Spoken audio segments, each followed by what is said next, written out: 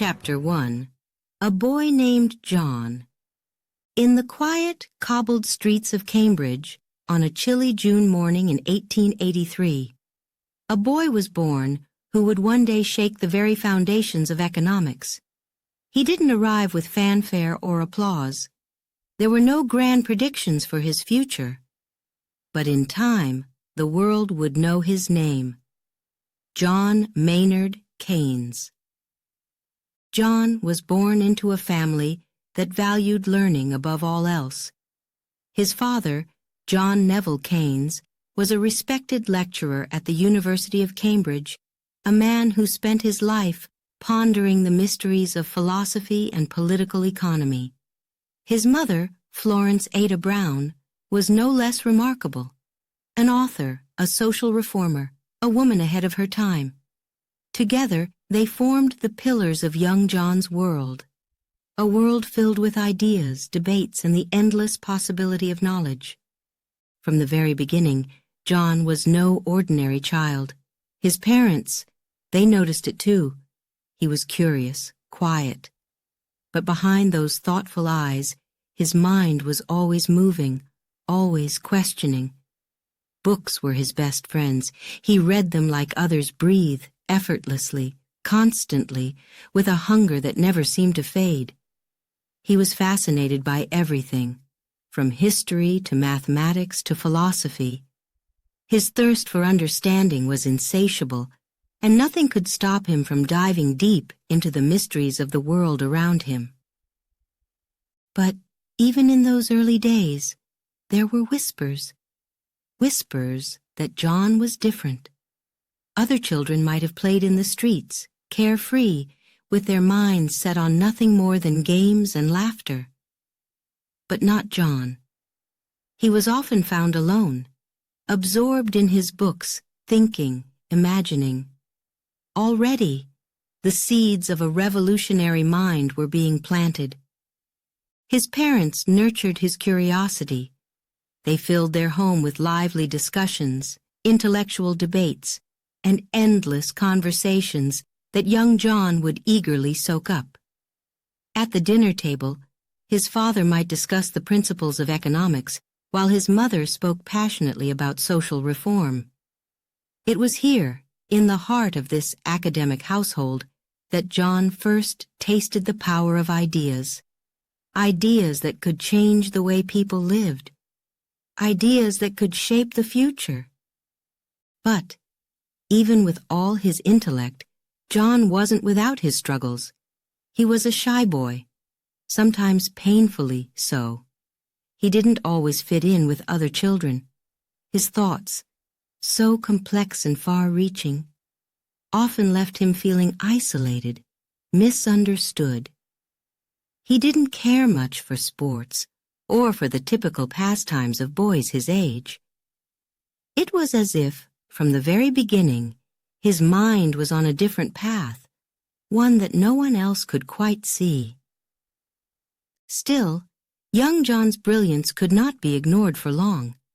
His teachers soon noticed that this quiet boy had a gift, a mind that worked faster, sharper, more precisely than most. He excelled in mathematics, dazzling his tutors with his ability to solve complex problems with ease. His academic journey would soon take him to Eton, one of the most prestigious schools in all of England.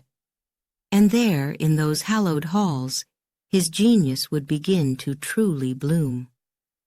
But it wasn't just mathematics that captured young John's imagination. It was something deeper, something more profound.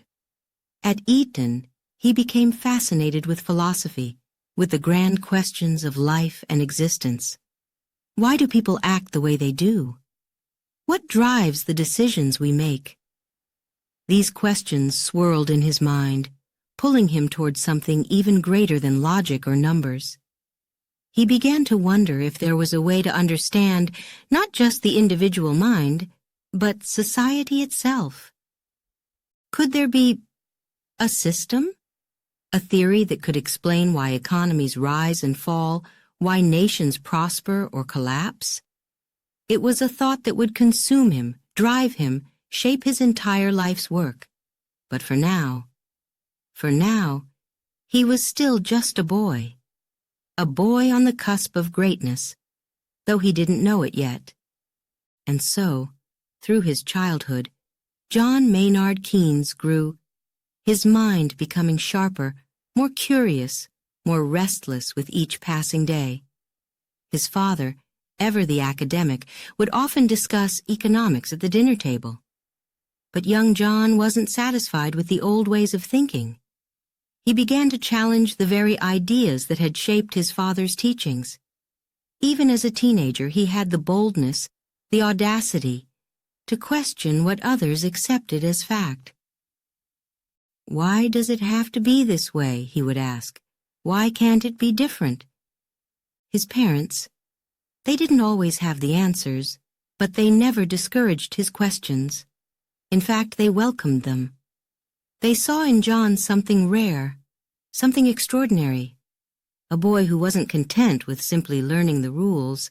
He wanted to rewrite them. As he moved into his teenage years, Keynes's intellectual gifts only grew stronger. At Eton, he found himself among the brightest minds of his generation, but even there, he stood out. His teachers marveled at his abilities. His peers, though often in awe of his intellect, didn't always understand him. He was, after all, still that shy boy from Cambridge, more at home in a library than at a party, more interested in books than in idle chatter. But beneath that quiet exterior, there was a fire, a burning desire to make a difference, to take everything he had learned about mathematics, about philosophy, about the world, and use it to create something new, something that could change the world. Could anyone have predicted, in those early years, that John Maynard Keynes would go on to revolutionize economics? That he would challenge the very foundations of the subject? Probably not. But the signs were there. The curiosity, the intellect, the drive. Even as a boy, John Maynard Keynes was on a path that would lead him to greatness. And so, the young boy who wandered the streets of Cambridge lost in thought was already setting the stage for a future no one could have imagined, a future where his ideas would reshape the world. Chapter 2. The Seeds of Genius. As young John Maynard Keynes walked through the grand, ivy-covered halls of Eton College, something extraordinary began to stir within him. An unstoppable thirst, a hunger for knowledge so fierce it could not be quenched. The world around him seemed to hum with possibilities, every lesson, every conversation opening new doors to worlds he had never imagined. There, in those ancient halls, surrounded by history, brilliance, and tradition, John's mind began to bloom. It was at Eton that John truly came into his own. His teachers, though accustomed to bright students, soon realized they had someone truly exceptional in their midst. He devoured every subject they put before him: mathematics, philosophy, the arts. Nothing was off limits to his relentless curiosity. Each discipline seemed to feed his soul, to fuel that ever-growing fire within him. He was like a sponge, absorbing everything around him. And yet, there was one subject that called to him above all the rest. But it wasn't just the lessons in the classroom that shaped him. No, it was something deeper, something more profound. The very air at Eton was thick with intellectual pursuit. Great minds had walked these halls before him, and John felt their presence, felt their legacy. It was as if the very walls whispered to him, urging him to think bigger, to dream bolder, to look beyond what was taught and seek his own path. In mathematics, John was a prodigy. Numbers, patterns, logic, they all came so easily to him. He could see connections that others couldn't, solve problems that left his classmates scratching their heads. His tutors marveled at his natural ability, and many thought he was destined to become a great mathematician. But John wasn't satisfied with just being good at something. He wanted more. He wanted to understand the why behind the numbers, the purpose behind the equations. He wasn't just looking for answers, he was looking for meaning. And so, he turned his attention to philosophy. Oh, how he loved the grand questions of existence, the thrill of pondering the nature of reality, the purpose of life, the mysteries of human behavior. He would spend hours reading the works of great thinkers, Plato, Descartes, Hume, his mind buzzing with ideas.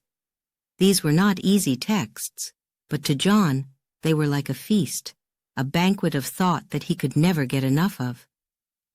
Yet even as he explored the heights of philosophy and the depths of mathematics, there was still something missing, something that kept tugging at the edges of his mind, something that whispered to him in quiet moments.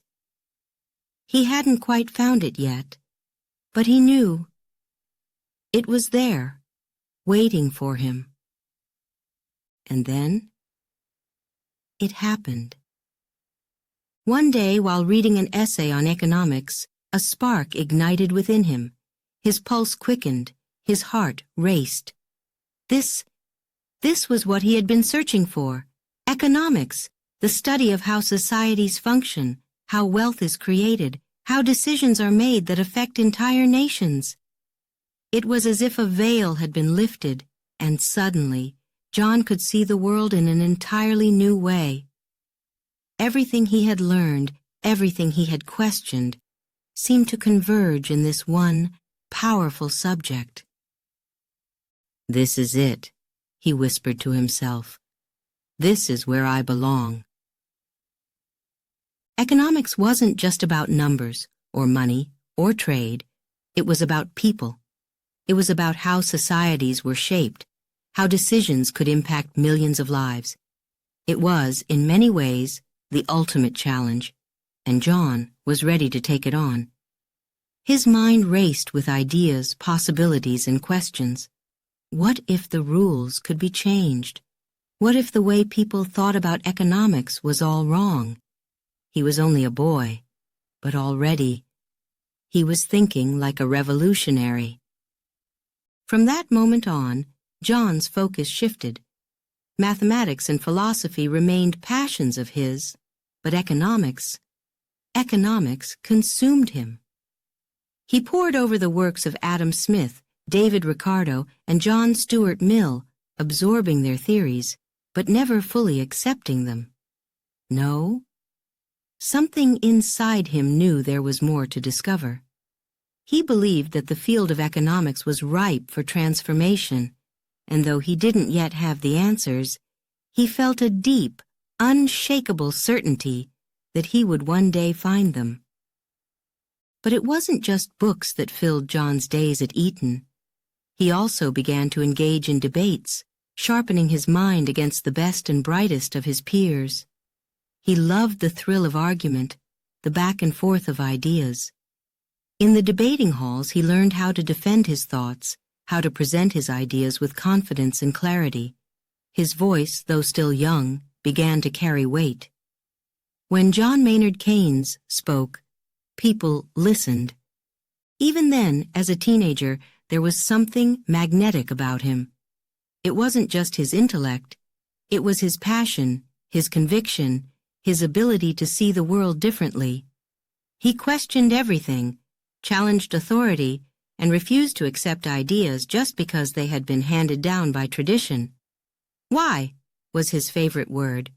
"Why do we follow these rules? Why do we accept these principles? Why can't things change?" He was never content with simple answers. He wanted to dig deeper, to understand the heart of the matter, and in doing so, he began to plant the seeds of what would become his life's work, the seeds of genius, that would one day bloom into a revolution. But for now, he was still a student, still learning, still growing. Yet the spark had been lit, the journey had begun. The boy who had once wandered the streets of Cambridge, lost in thought, was now finding his way. And with each step, with each new idea, he was moving closer to his destiny. Little did the world know that this quiet, thoughtful boy would go on to change the course of history, that his ideas, born in the grand halls of Eton, would one day reshape the very fabric of economics. And so John Maynard Keynes continued to walk those halls, his mind always racing, always searching for the next great idea. Chapter 3. Whispers of Change. The ancient stone towers of Cambridge University loomed above him, vast, timeless, filled with the echoes of centuries past. John Maynard Keynes, now a young man, stepped into this world of intellectual giants with a pounding heart. The whispers of new ideas filled the very air around him. Ideas that could change everything. But could he follow in their footsteps? Could he carve his own path in a place so steeped in tradition, surrounded by the brightest minds of his generation? His heart raced with ambition, with hope, with the burning desire to make his mark on the world. "I will leave my mark," he whispered to himself, eyes gleaming with determination. "I must." At Cambridge, the conversations were electric. In the dimly lit common rooms, students gathered late into the night, their voices rising and falling as they debated philosophy, politics, and the future of society. Keynes, with his sharp wit and relentless curiosity, was in the middle of it all. Every discussion, every argument, seemed to open new doors in his mind. He had chosen to study mathematics, of course, for his love of numbers had never faded. But now, there was something more. He felt a pull, an irresistible urge to dive deeper into the world of economics, a field that seemed poised for revolution. The world was changing. The old ideas no longer seemed to fit. People were questioning everything, and Keynes knew deep down that he was destined to be part of that change. It wasn't just the lectures that fed his mind, it was the people around him. Cambridge was home to some of the greatest intellectuals of the age, and Keynes found himself in their company. The Apostles, a secret society of the brightest thinkers at Cambridge, welcomed him into their fold. Here he debated with future philosophers, poets, and politicians. These were the men who would go on to shape the future of Britain and beyond, and Keynes was one of them. But even among such brilliance, Keynes was different. He was bold, fearless in his ideas, unafraid to challenge the very foundations of what others believed. In every discussion, his voice rang out, sharp, clear, impossible to ignore. "Why should we accept the status quo?" he would ask, his eyes alight with passion. "Why can't we imagine something better, something new?" The world was on the brink of change. Keynes could feel it. The industrial age had brought both incredible progress and deep inequalities. Nations were growing stronger, but so too were the divides between rich and poor. Economics, as it had been taught for generations, seemed blind to the complexities of this new world. Keynes was determined to find a way to make sense of it all, and to shape it in a way that would help not just a few, but everyone. His teachers took notice. One professor, Alfred Marshall, himself a giant in the world of economics, recognized Keynes's potential. Marshall's lectures on political economy were legendary, and young Keynes devoured every word. But he didn't just absorb these lessons. No, he questioned them, tested them, stretched them until they fit his own growing vision of what economics could become. Marshall saw something extraordinary in his young student. He saw a mind that could not be contained by traditional theories. a mind that was destined for greatness. "John," he said one day after class, his voice filled with quiet admiration, "you are going to do great things." Those words echoed in Keynes' heart. Great things? Could he really? Was he destined for such heights? He thought of the giants who had come before him, Smith, Ricardo, Mill. These were the men whose ideas had shaped nations, whose names were carved into the history of economics. And now, John Maynard Keynes dared to believe he could stand among them. But it wouldn't be easy. The old ideas, the old ways of thinking, were deeply entrenched. To challenge them, to overturn them, would take more than just intellect. It would take courage. It would take everything he had. And so, with his mind alight with ambition, Keynes threw himself into his studies with an intensity that stunned even his professors. He spent long nights in the library, poring over ancient texts, grappling with complex theories, searching for the gaps, the weaknesses in the old arguments. The more he learned, the more he began to see that economics, as it stood, was incomplete, flawed. It didn't account for the complexities of human behavior, the unpredictability of markets, the cycles of boom and bust that could ruin entire nations. The whispers of change grew louder in his mind. There must be a better way, he would mutter to himself, pacing the quiet corridors of Cambridge. His fellow students would sometimes catch him in these moments, lost in thought, his face a mask of intense concentration. "Keynes is thinking again," they'd joke. But they knew. They knew something was happening in that brilliant mind of his. Could he, a young student from Cambridge, really revolutionize the field of economics? It seemed impossible.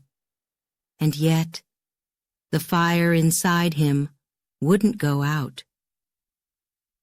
As the months passed, Keynes began to gather his own ideas, forming the beginnings of what would one day become his life's work.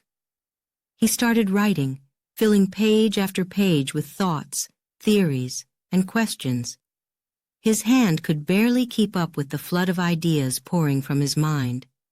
He wasn't sure where it would all lead, but one thing was certain: he was on the edge of something big, something world-changing. But even as his thoughts soared, doubt sometimes crept in. Who was he to challenge the greats? Who was he to rewrite the rules of economics? In those moments, the shadows of uncertainty loomed large.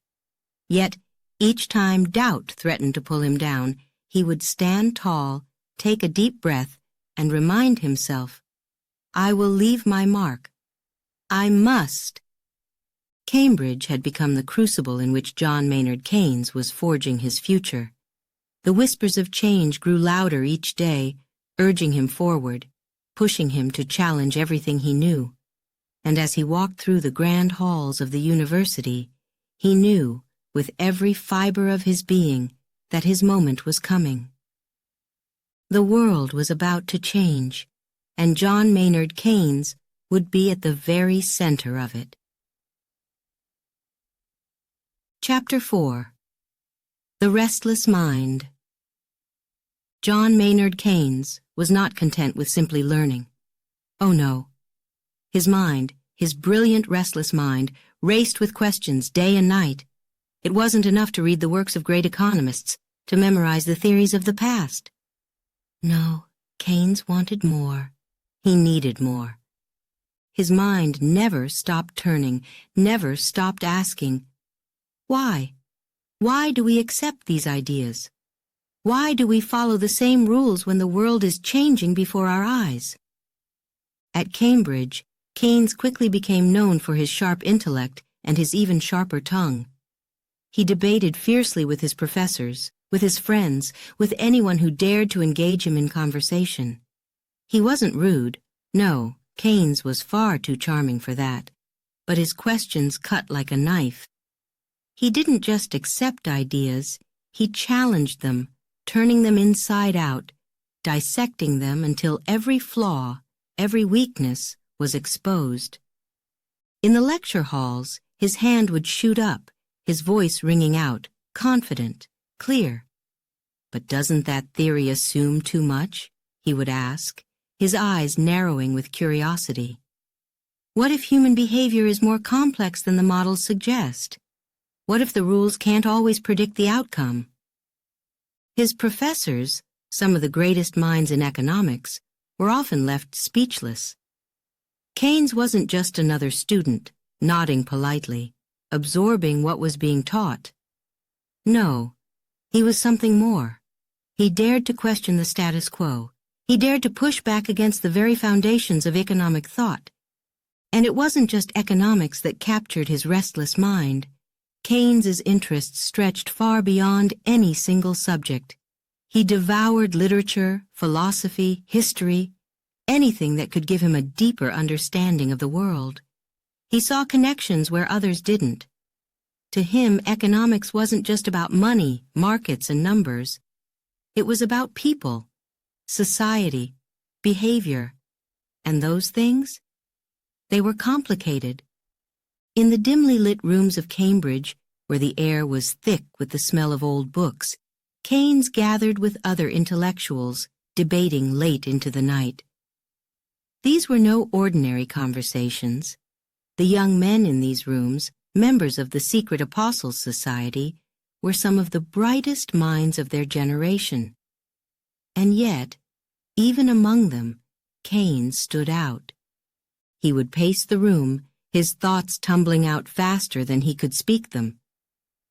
"The old models don't work," he would say, his voice urgent, his hands gesturing wildly. "They don't account for the real world, for how people actually behave." His friends would listen, some nodding in agreement, others pushing back, but all captivated by the sheer force of Keynes's ideas.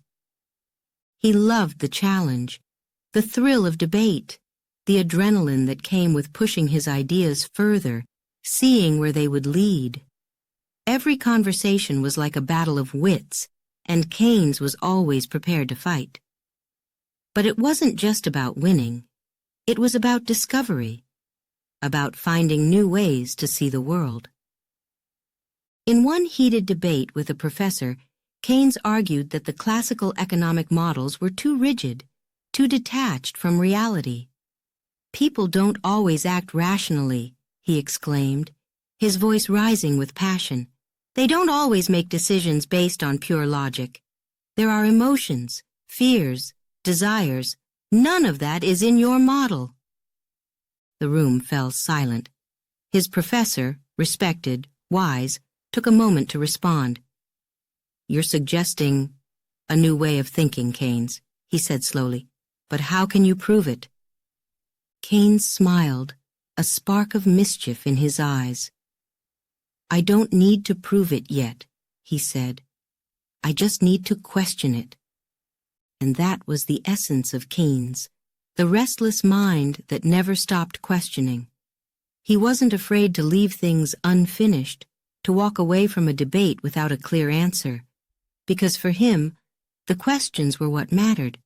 The questions were where the truth began to reveal itself.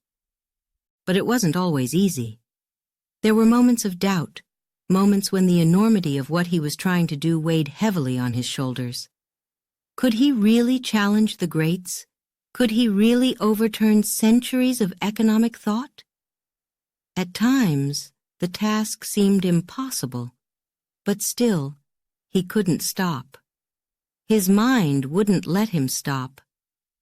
He would often retreat to the quiet of his rooms, surrounded by books, his thoughts racing faster than he could write them down. He filled notebooks with ideas, with half-formed theories, with questions he didn't yet know how to answer. But he knew. He knew that one day he would find those answers. He had to. In between the endless debates, the late-night discussions, and the quiet moments of doubt, there was something else driving him, a deep, unshakable ambition. Keynes didn't just want to be another academic, another economist. He wanted to leave his mark on the world, to reshape the way people thought about economics. He could feel it, that burning desire, that restless energy pushing him forward, urging him to do more, to be more. "I will leave my mark," he would whisper to himself late at night, staring at the blank page before him, the ink trembling in his hand. I must. And so, the restless mind of John Maynard Keynes continued to race. He challenged old ideas, tore apart established theories, and questioned everything that had come before. He was not content to simply learn. He was determined to create something of his own.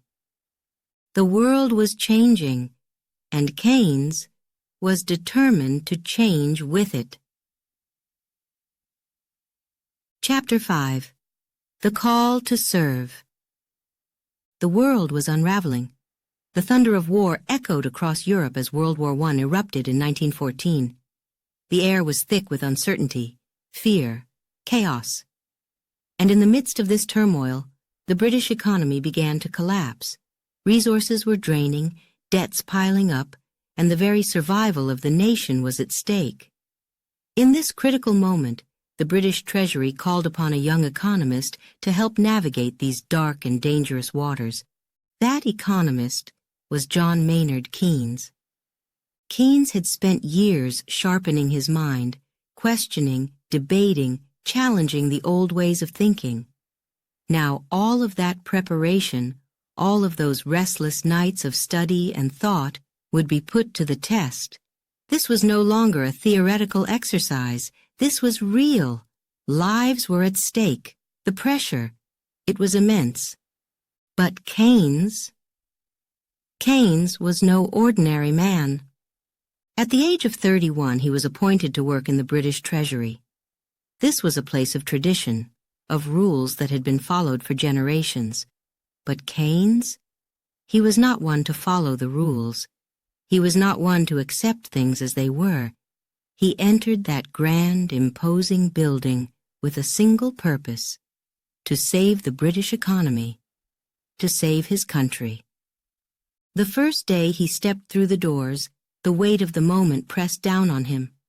Everywhere he looked, there were reports of disaster, war costs spiraling out of control, trade routes cut off, the government scrambling to find ways to keep the country afloat. The financial system was on the brink of collapse. And Keynes, this young, brilliant economist, was thrust into the heart of it all. The halls of the Treasury were filled with men twice his age, men steeped in tradition, who believed in the old ways of doing things.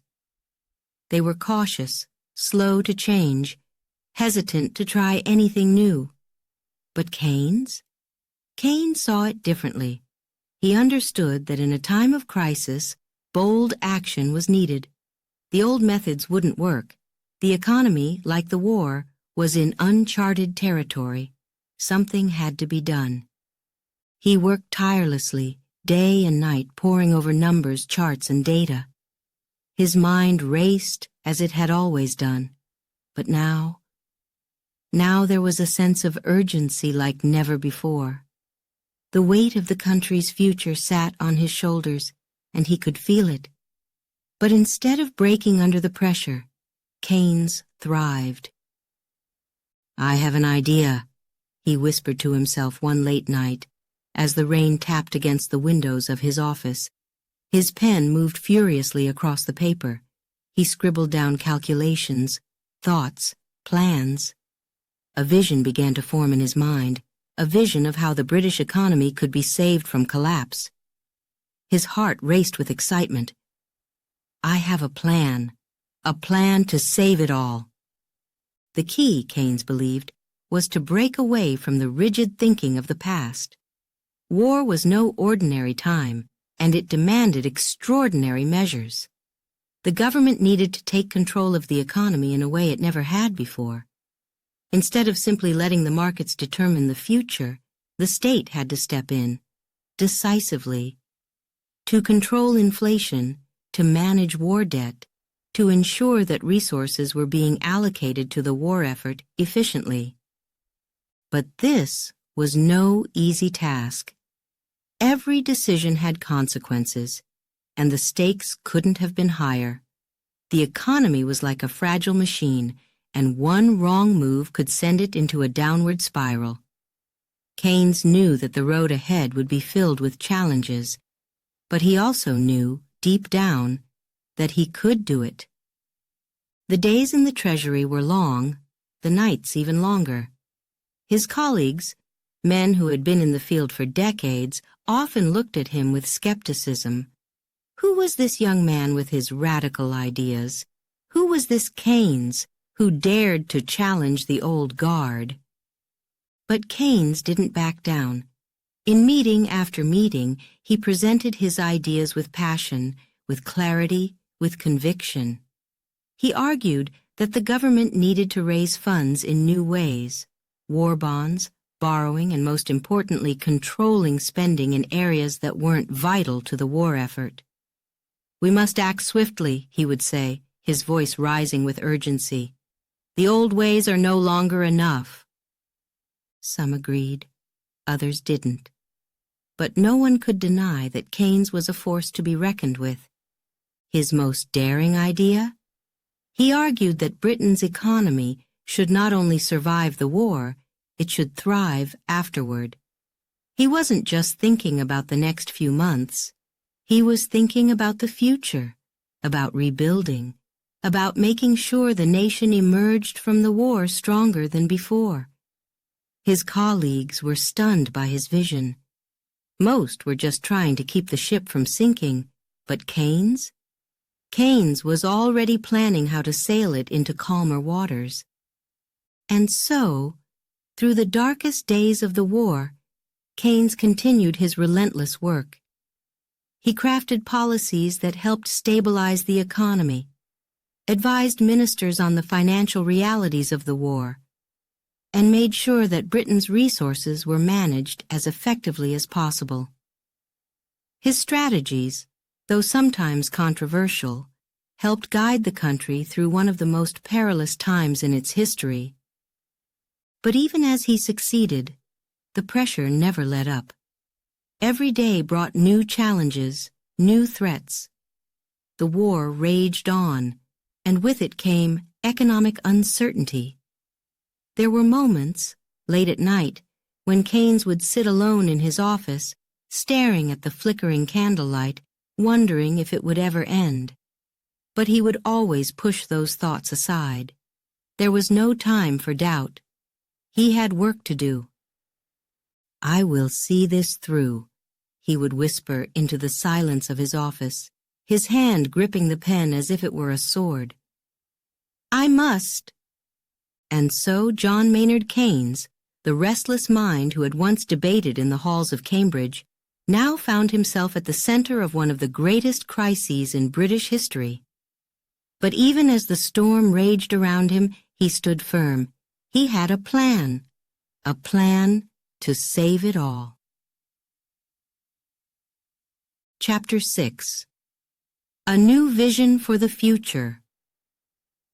The war was over, but the world was in pieces. The year was 1918. Across Europe, cities lay in ruins. Families were torn apart, economies shattered. The global order had been shaken to its core. Nations, once powerful, now struggled to stand. The weight of war had broken them, and the future seemed uncertain, dark. Fear crept into the hearts of leaders everywhere. "What comes next?" they asked. But amidst this devastation, one man saw something that no one else could see. John Maynard Keynes, now standing at the crossroads of history, looked out at the broken world and saw not just destruction, not just despair, but opportunity. To most, the future seemed bleak. The old systems of economics had failed them. Free markets had not saved Europe from collapse, and the gold standard was no longer practical in a world where nations were buried under mountains of war debt. But Keynes saw this moment as a chance to rewrite the rules. He envisioned a new world, a new system, where governments didn't just stand by and watch economies rise and fall. No, they would intervene. They would act to protect society from the boom and bust cycles that had caused so much pain. Keynes stood at the edge of this broken world, and in the distance he could see it, the shape of something radical, something bold, something terrifying to those who clung to the past. But he knew it was exactly what the world needed. He had a vision, a new vision for the future. The old ways had failed.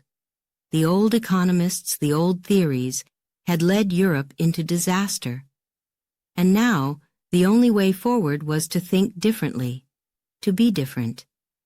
Keynes believed that governments could use economics, not as a passive tool, but as a powerful force to reshape society, to protect it from future crises. This was a radical departure from the classical economics that had dominated the world for so long. Economists had always believed that markets would fix themselves, that if left alone, everything would eventually return to balance. But Keynes knew better. "The market is not enough," he declared, his voice echoing through the halls of power. "We cannot rely on it to heal the wounds of war. We must take control. We must use the tools of economics to build a new future."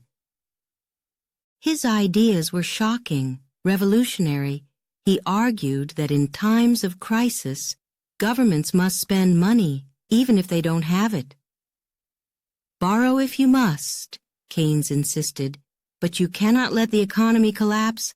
Jobs must be created, industry must be revived, and nations must be rebuilt."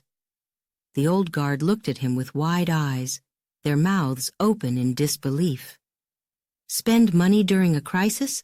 Borrow even more? It was unthinkable. To them it went against everything they had been taught.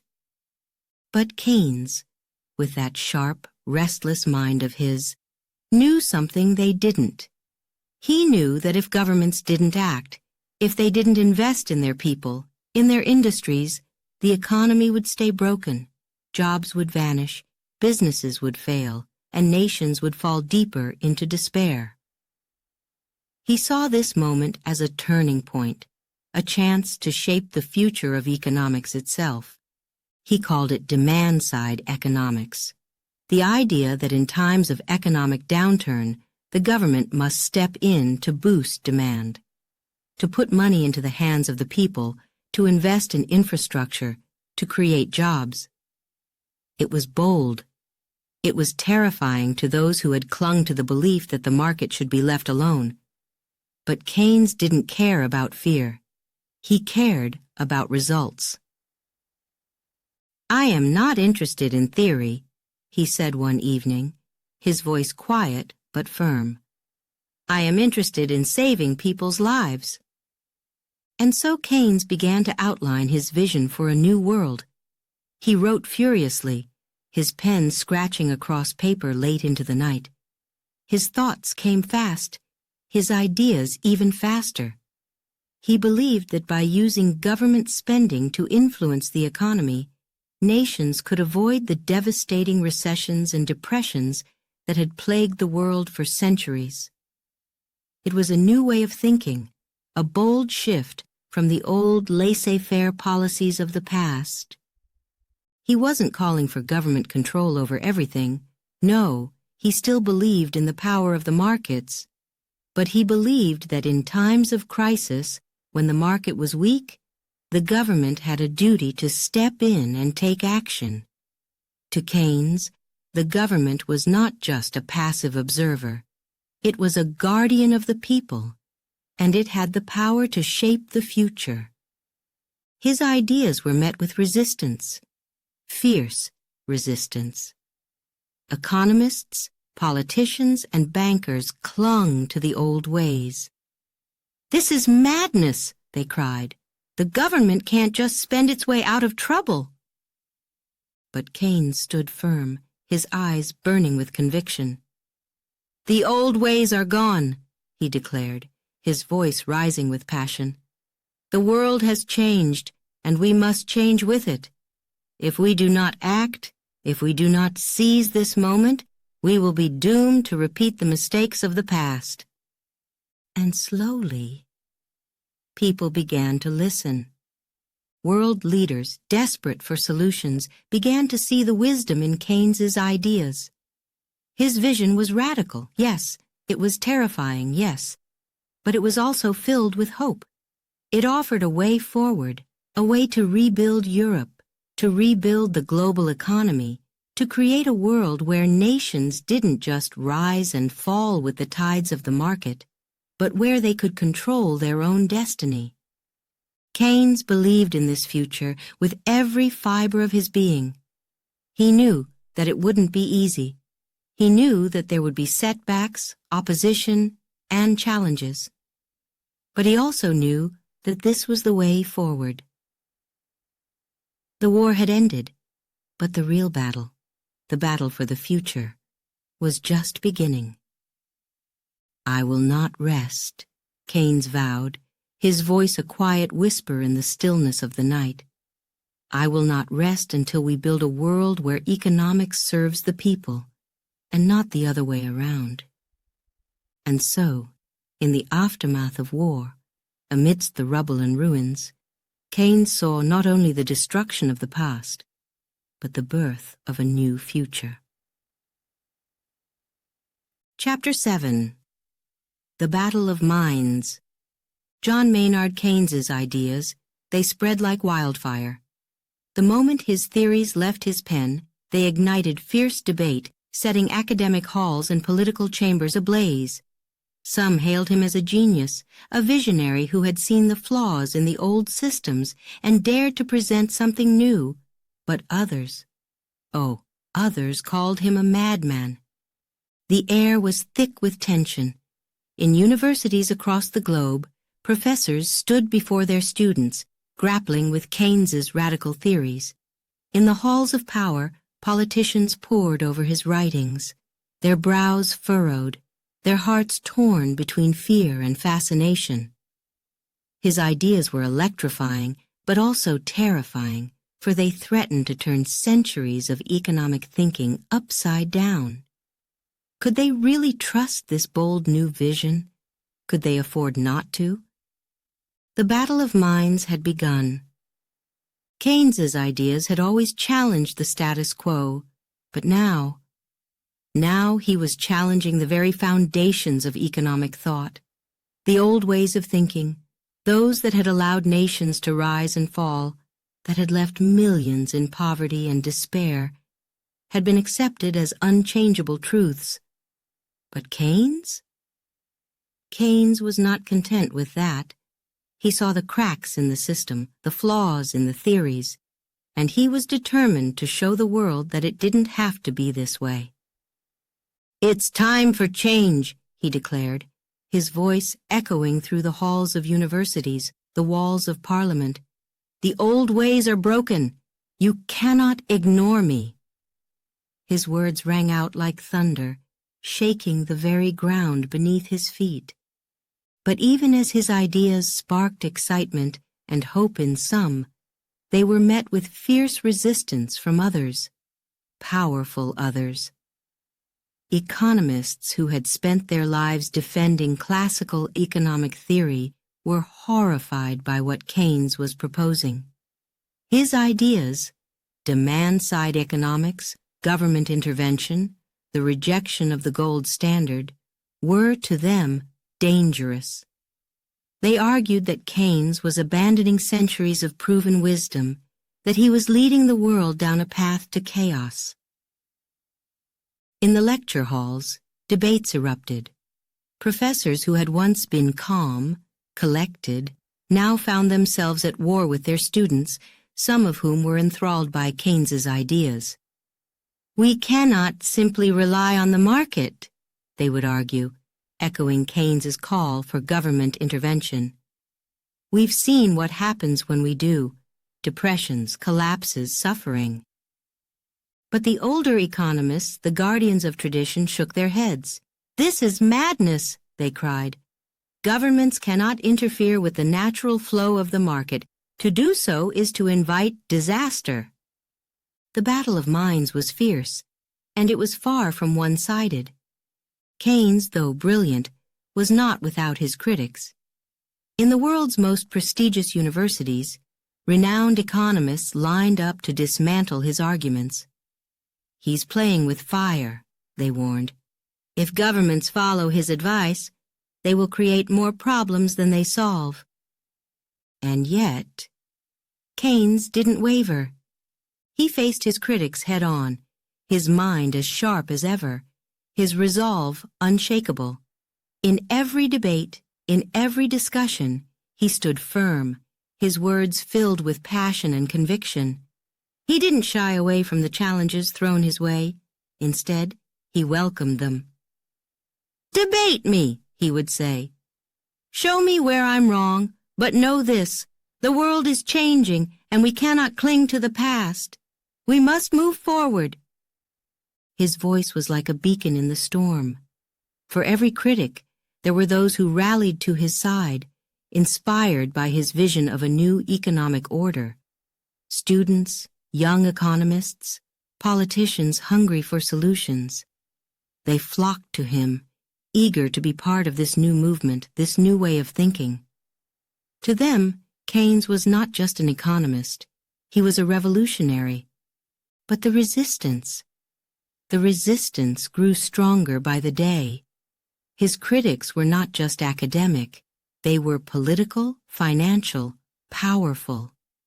They had deep ties to the old system, to the banks, to the businesses that thrived on laissez-faire economics. And they were determined to defend their way of life, no matter the cost. In newspapers and journals, they launched attack after attack. "Keynes is reckless," they wrote. "He is proposing to gamble with the future of nations. Governments cannot afford to listen to him." The headlines were filled with words like dangerous, irresponsible, radical. The battle of minds was not just intellectual. It was public, and it was vicious.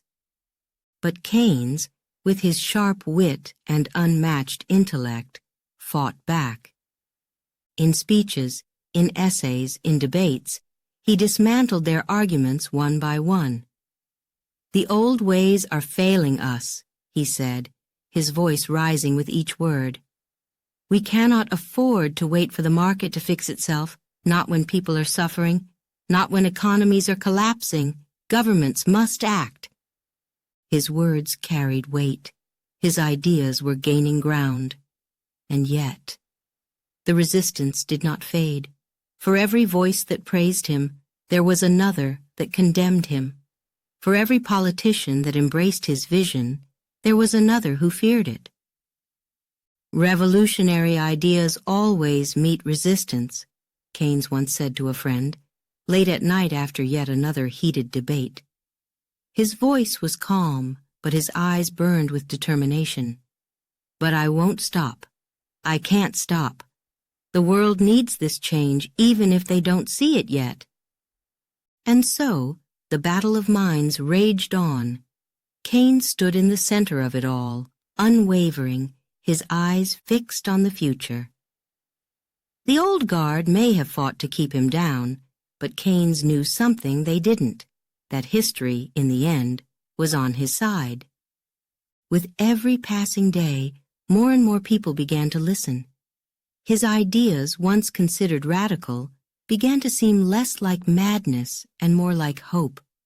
Hope for a world where governments could prevent economic disasters, where recessions didn't ruin lives, where nations could protect their people from the cruel whims of the market. The world was changing, and John Maynard Keynes was leading the charge. Chapter 8. The general theory. A revolution begins. The world would never be the same again. In 1936, John Maynard Keynes released a book that would tear through economic thought like a storm so powerful, so revolutionary, that nothing in its path would be left untouched. The title of the book? The General Theory of Employment, Interest, and Money. This was Keynes's magnum opus, the culmination of years of thought, debate, and bold new ideas. And when it hit the shelves, the world of economics would be changed forever. For years, economists had clung to the old ways, the belief that markets would always correct themselves, that economies left alone would eventually find their balance. But Keynes? Keynes knew this was no longer true. He had seen the devastation of the Great Depression. He had watched as millions of lives were destroyed, while governments did nothing. He knew the time had come to break free from these old, broken ideas, and the general theory was his answer. It wasn't just a book, it was a revolution. Keynes poured his soul into every page, each word a challenge to the economic orthodoxy of the past. He questioned everything economists had held dear. In this groundbreaking work, Keynes argued that in times of economic crisis, governments couldn't just sit back and wait for the market to fix itself. No, he declared, in times of crisis, governments must act. The market was not some infallible machine. It was fragile, prone to collapse, driven by uncertainty and human behavior. And when it failed, it was the responsibility of governments to step in and save it. The world had never seen anything like it. When the general theory was released, it sparked an uproar. Economists, politicians, intellectuals, they all scrambled to get their hands on a copy. The ideas inside were radical, bold, terrifying even. Keynes was suggesting that the free market, something many had believed to be sacred, was flawed. Worse, he was saying that the only way to fix it was through government intervention. Spend during a crisis, Keynes proclaimed. Borrow if you must, but do not let the economy collapse. It was heresy to some and salvation to others. In the academic halls, professors whispered about this new theory. Some praised Keynes as a genius, someone who had seen the truth where others had been blind. But others were furious. They attacked the book with everything they had, accusing Keynes of leading the world down a dangerous path. "You're throwing out centuries of economic wisdom," they cried. "The government can't just meddle with the economy every time there's a problem." But Keynes, ever the fighter, was ready for the battle. He knew his ideas would be controversial. He knew that challenging centuries of economic thought wouldn't be easy. But he was determined. "The old ways have failed," he said in speech after speech, his voice calm but filled with unshakable conviction. "If we do not change, we are doomed to repeat the same mistakes over and over again." The key to Keynes's theory was simple, but revolutionary. During times of economic downturn, like the Great Depression, people stopped spending. Businesses closed, unemployment soared, and the economy spiraled downward. Classical economics said that this would eventually correct itself, that wages would fall, prices would drop, and everything would return to normal. But Keynes had seen the truth. When people were too scared to spend, when businesses were closing and jobs were disappearing, waiting for the market to correct itself wasn't enough. The economy could get stuck in a vicious cycle, and the only way to break that cycle was for the government to step in. By spending money on infrastructure, on jobs, on anything that got people back to work, the government could kickstart the economy, reignite demand, and lift the nation out of its slump. It was radical.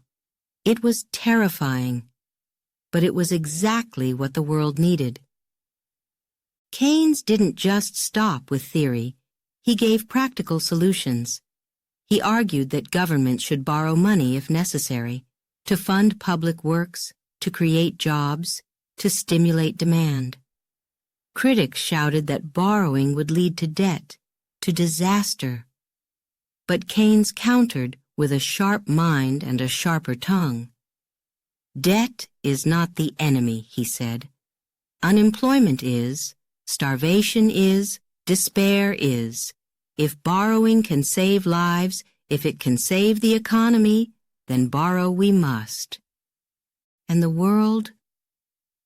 Oh, the world was listening. Leaders across the globe began to take notice.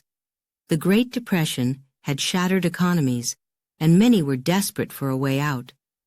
Keynes's ideas, once dismissed as too radical, were suddenly gaining ground. In the United States, President Franklin D. Roosevelt's New Deal echoed many of Keynes's principles.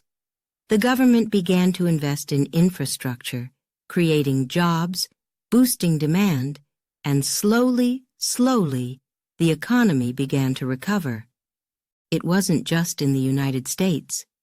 Keynes's ideas spread like wildfire across Europe and beyond. His voice reached into the hearts of nations broken by war, by economic collapse.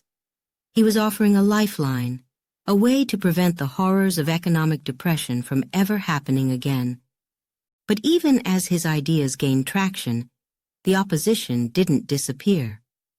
Traditional economists still clung to the belief that markets should be free, that government intervention would do more harm than good. In academic debates, in the press, in political circles, the battle raged on. Keynes, however, didn't waver. He continued to defend his theory with the same fire and passion that had driven him throughout his life. "This is not about theory alone," he would say, his voice filled with the weight of the moment. "This is about people's lives, about ensuring that no family has to suffer the horrors of unemployment, that no nation has to endure the devastation of economic collapse." The general theory had not just challenged economics, it had reshaped it. The world would never see economic policy the same way again. Keynes had given governments the tools to fight recessions, to prevent depressions, to protect their people from the worst that the economy could bring. His revolution had begun, and there was no turning back. Chapter 9. A Clash with Tradition. Not everyone was ready to embrace Keynes's ideas. Oh no. The release of the general theory may have sent shockwaves through the world of economics, but for many those waves were not welcome. In fact, they were terrifying. Economists steeped in tradition, those who had spent their lives defending the sanctity of free markets, were outraged. Keynes wasn't just suggesting change, he was demanding it, and to them, that was nothing short of heresy. The halls of academia echoed with their cries. "You are wrong," they shouted, their voices thick with indignation. "The market has always been our guide. It will correct itself." These were no minor voices, no fringe critics. These were the guardians of classical economics, the giants whose theories had shaped entire generations. They had taught that markets were rational, that supply and demand would always find balance, and that government interference would only cause more harm. To them, Keynes's ideas were a direct attack on the very foundations of their beliefs. They clung to their beloved free markets, defending them with every ounce of their intellectual strength. "Governments must not interfere," they declared, their fists pounding tables in debate halls, their pens scratching across pages in furious rebuttals.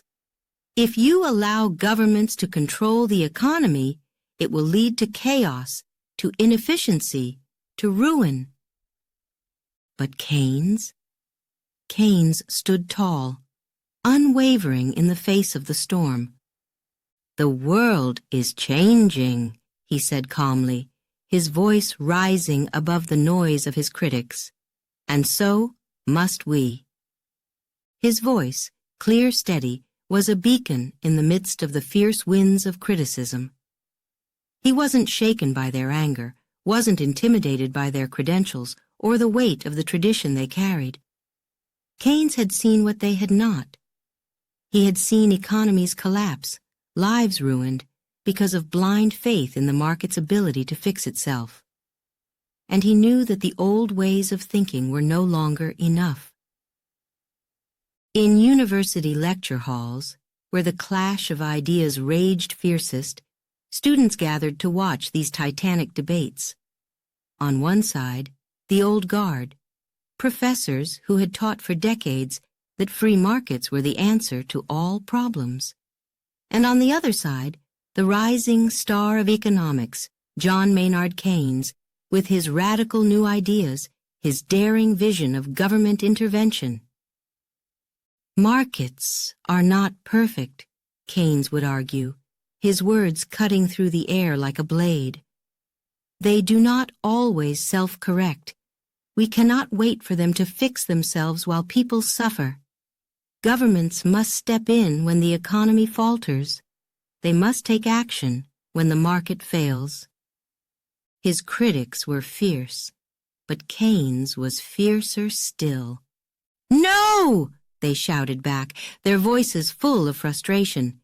"You cannot control the market.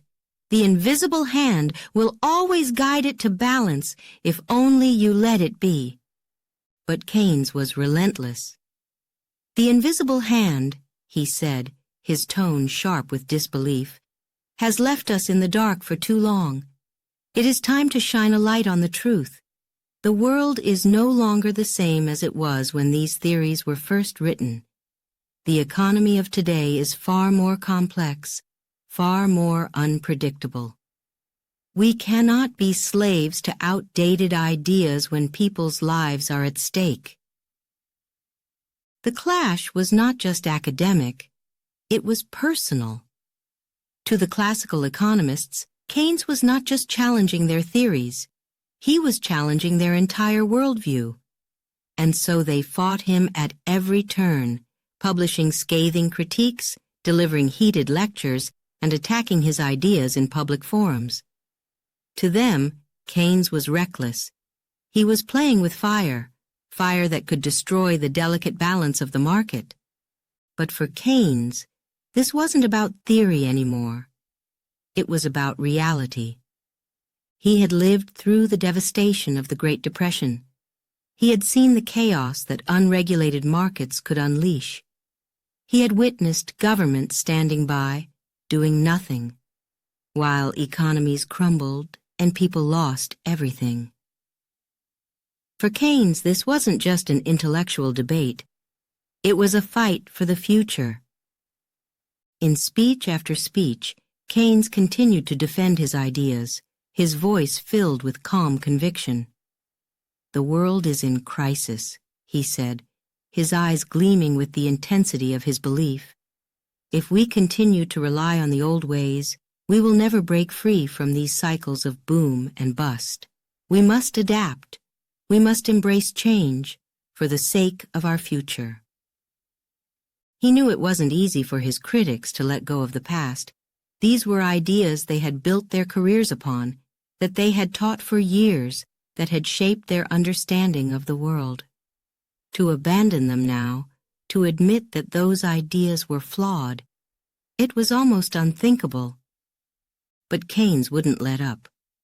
"Change is never easy," he said, his voice low but steady, "but it is necessary. The world has changed, the economy has changed, and so must our thinking."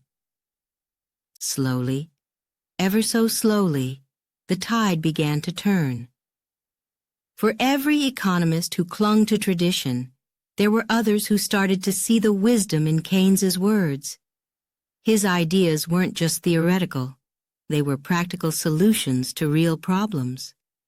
And in a world recovering from the ravages of war and depression, those solutions were desperately needed. Leaders in governments around the world began to take notice. The old ideas had failed to prevent the Great Depression, and now Keynes was offering a way forward, a way to rebuild economies, to prevent future collapses, to protect their people from the harsh realities of economic downturns. But even as more people embraced his ideas, the battle wasn't over. The clash with tradition continued, fierce and unrelenting. Keynes was attacked from all sides, his ideas questioned, his reputation challenged, and yet through it all, he remained unshaken. "The world is changing," Keynes said once more, his voice firm, resolute, like a rock standing against the tide. "And if we do not change with it, we will be left behind." Keynes had no intention of being left behind. He stood at the center of this great clash, his ideas burning brighter with every attack, every criticism. He knew the path forward was fraught with resistance, but he also knew that this was the fight that would shape the future of economics and the world. Chapter 10. The Legacy of a Visionary. As the world slowly began to rise from the ashes of the Great Depression, something remarkable happened. The theories, the bold ideas, the revolutionary vision of John Maynard Keynes, that had once been met with such fierce resistance, began to prove themselves. The world finally started to see it. Keynes had been right. Governments, desperate to rebuild, to restore hope in the wake of economic devastation, turned to the pages of the general theory, to Keynes' ideas. In capitals across the globe, from Washington to London, leaders began to put his revolutionary theories into practice. The old ways, the blind faith in the self-correcting market, were cast aside. In their place, Keynes' blueprint for the future took shape. It wasn't just a book anymore. It wasn't just an idea. It was the answer. Keynes had shown the world that in times of crisis, when economies crumbled, when unemployment soared and hope seemed distant, governments had the power to act. They could step in, spend, invest, and rebuild. And they did. Public works projects sprang up, jobs were created, industries revived. The wheels of the global economy, once seized and rusted, began to turn again. The United States, under the leadership of President Franklin D. Roosevelt, embraced Keynesian policies through the New Deal. The government poured money into public works, roads, bridges, schools, putting millions back to work. Europe followed suit. Governments borrowed money to create jobs, to invest in their economies, to restore confidence. Slowly, the world began to heal. Keynes had not just written a book. He had written the blueprint for recovery, the blueprint for the future. And yet, his ideas were more than just a short-term fix. Keynes had laid out a vision for how economies could be managed, not just in times of crisis, but in times of prosperity as well. He had argued that governments should not only intervene when things went wrong, but also when things were going right, to smooth out the highs and lows, to prevent the devastating booms and busts that had brought nations to their knees. This wasn't about saving the world once. It was about changing the world forever. As the economies of the world began to recover, the impact of Keynes's vision became impossible to ignore. Newspapers praised his name. Economists, once his fiercest critics, grudgingly admitted that perhaps they had been too quick to dismiss him. Politicians spoke his ideas in speeches, his theories guiding their decisions, their policies. The very fabric of economic thought was shifting, and Keynes was at the center of it all. His legacy was growing, expanding beyond the pages of his books, beyond the debates in university halls. It was taking root in the very systems that governed nations. Keynes's theories were becoming policy, and his ideas were turning into reality. But it wasn't just about the numbers. It wasn't just about the rise in employment, the recovery of industries, the rebuilding of economies. Keynes's legacy was about something deeper, something far more profound.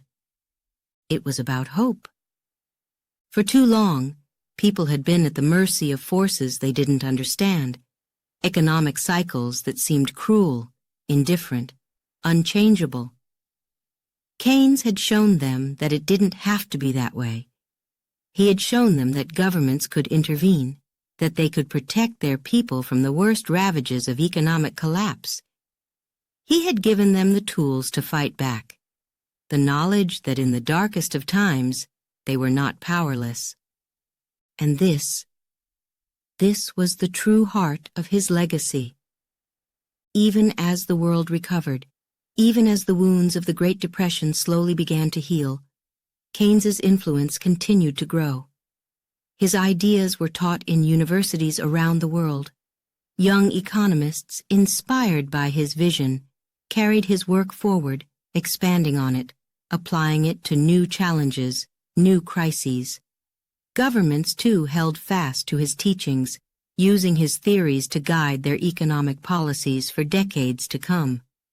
But Keynes's legacy didn't stop there.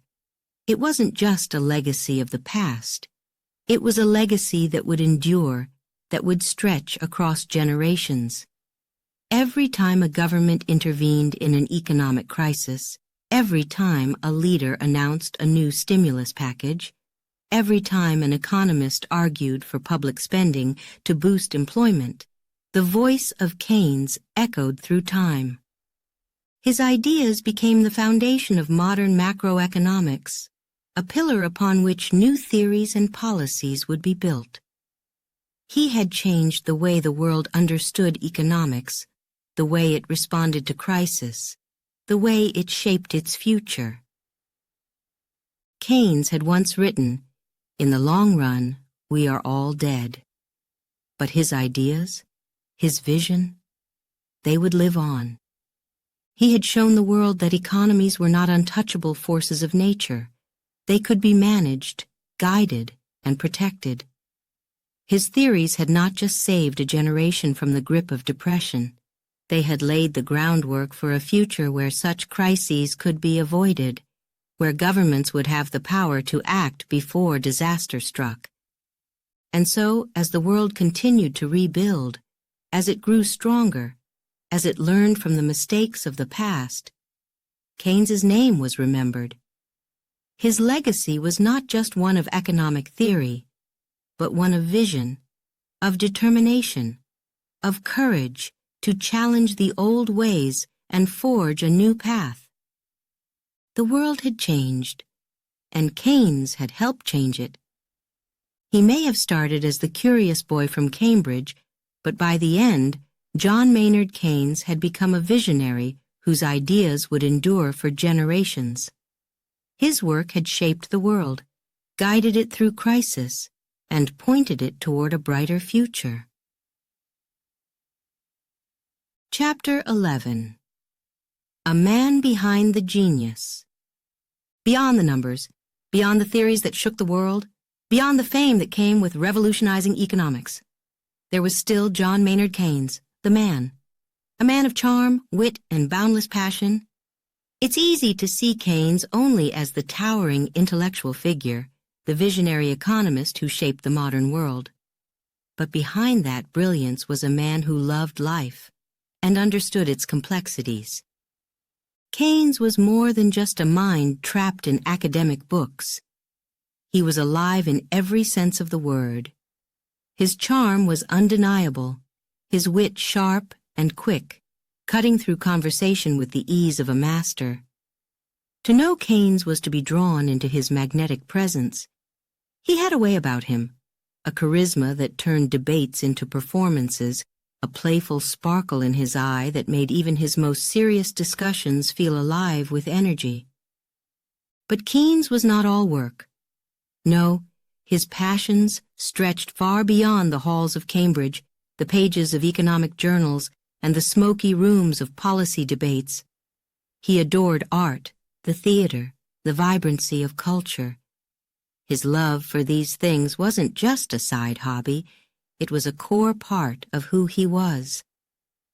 In London's theater district, you could often find him, lost in the magic of a performance, his mind temporarily free from the weight of economic theories. He would sit there, eyes wide with wonder, taking in the drama, the colors, the emotion that filled the stage. For Keynes, the arts were not just entertainment, they were nourishment for the soul, a reminder that life was more than just policies and markets. His love for art extended beyond the theater. Keynes was a passionate collector of paintings, often spending hours in galleries contemplating the brushstrokes of the great masters. He would wander through the halls, his mind momentarily still, as he lost himself in the beauty of a Turner landscape or the emotion of a Degas dancer.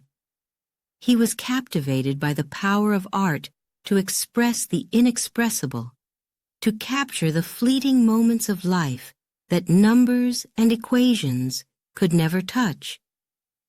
And yet, it was his circle of friends that perhaps revealed the truest side of John Maynard Keynes, the side of him that loved people as much as ideas.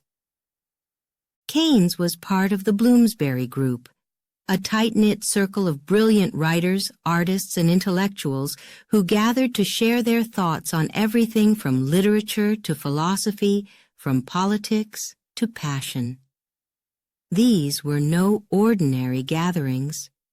The people in this group were some of the most talented and creative minds of the age: Virginia Woolf, E.M. Forster, Lytton Strachey, and Keynes was right at the center of it all. He loved their company, the intellectual dance of conversation, the laughter, the intense debates that would stretch long into the night. These weren't just discussions, they were explosions of ideas, raw and unfiltered, where no thought was too radical, no topic too taboo. Keynes thrived in these gatherings, his mind leaping from one idea to the next, effortlessly shifting between high philosophy and light-hearted banter. In many ways, these friendships fed his intellect as much as they fed his heart. They gave him the space to explore the human side of his ideas, to understand how emotions, relationships, and culture shaped the way people thought, acted, and lived. He wasn't just debating theories, he was living them, experiencing the full range of human complexity in these circles of brilliant creative minds. But beyond the lively debates and the glittering social circles, Keynes was a man who understood the depths of life's complexities. He had seen the world at its darkest, through war, economic collapse, and political turmoil. And yet, despite the heavy weight of these experiences, he never lost his sense of humor, his love for life's pleasures, or his deep, unshakable optimism.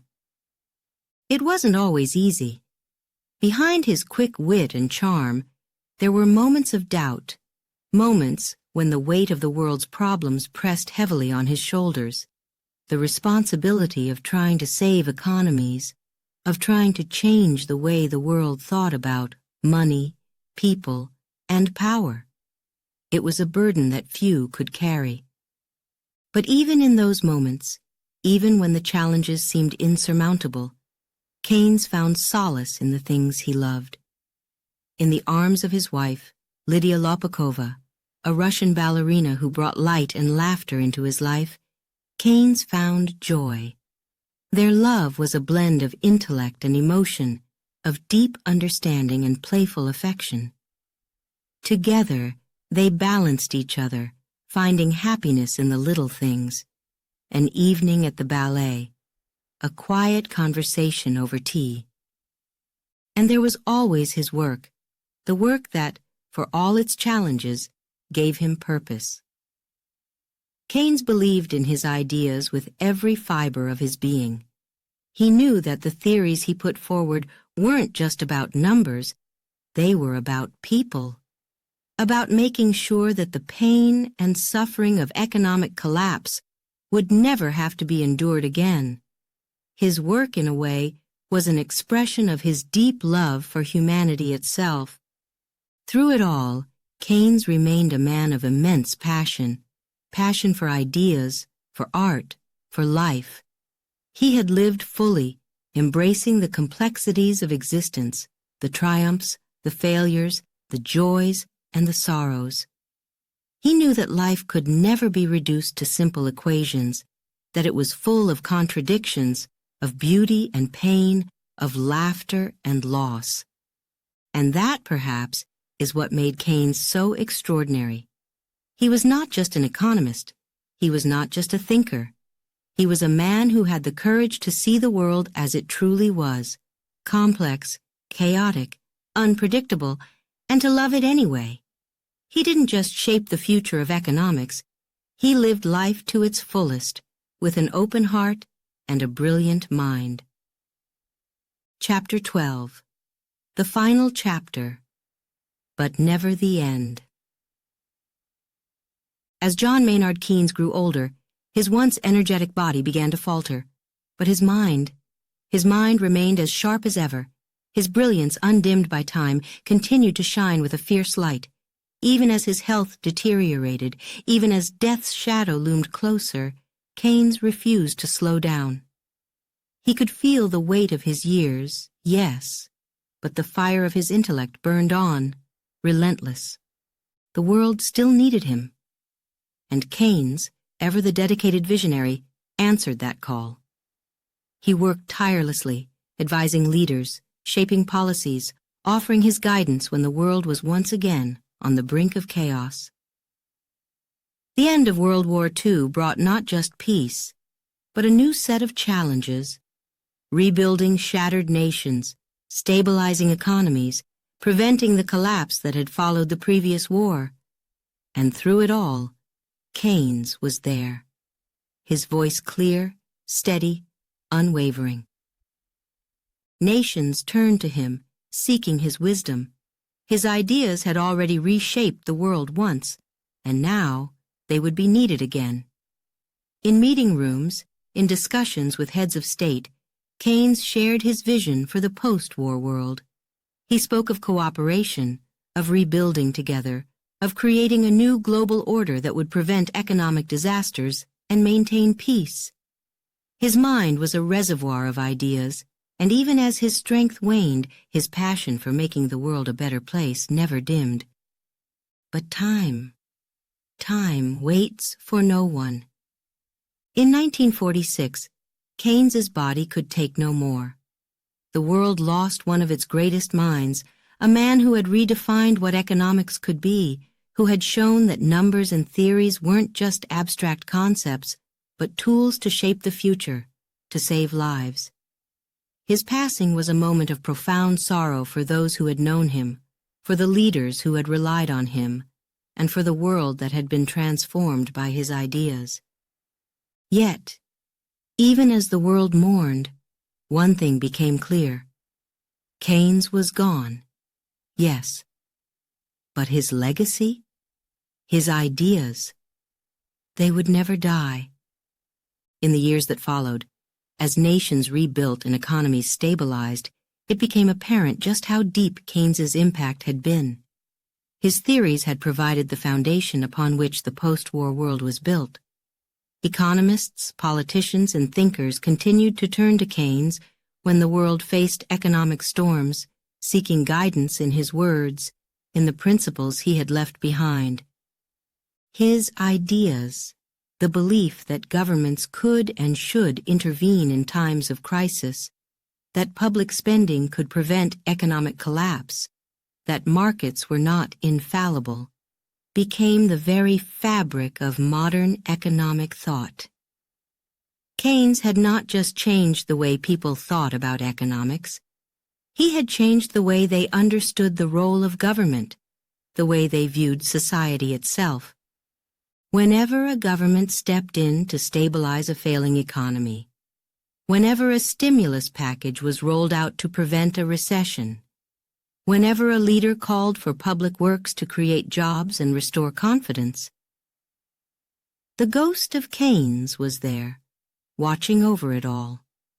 His ideas had become the bedrock upon which the world's economic systems rested.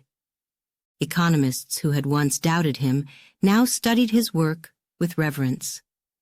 The criticisms, the fierce debates that had once raged over his theories slowly faded into the background. What remained was the undeniable truth. Keynes had been right.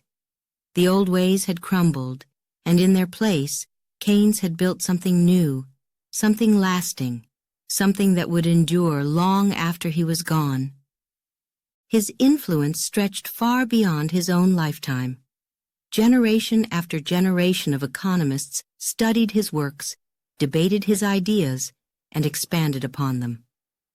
Keynes became a cornerstone of economic education, his name known to every student, his theories a guiding light in times of uncertainty.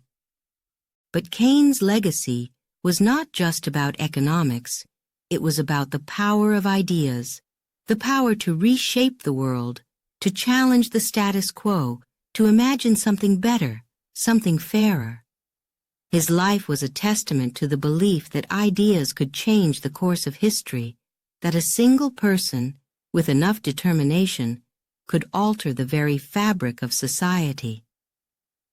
Keynes had lived through the darkest times, through wars, depressions, and crises, and yet he had never given up hope.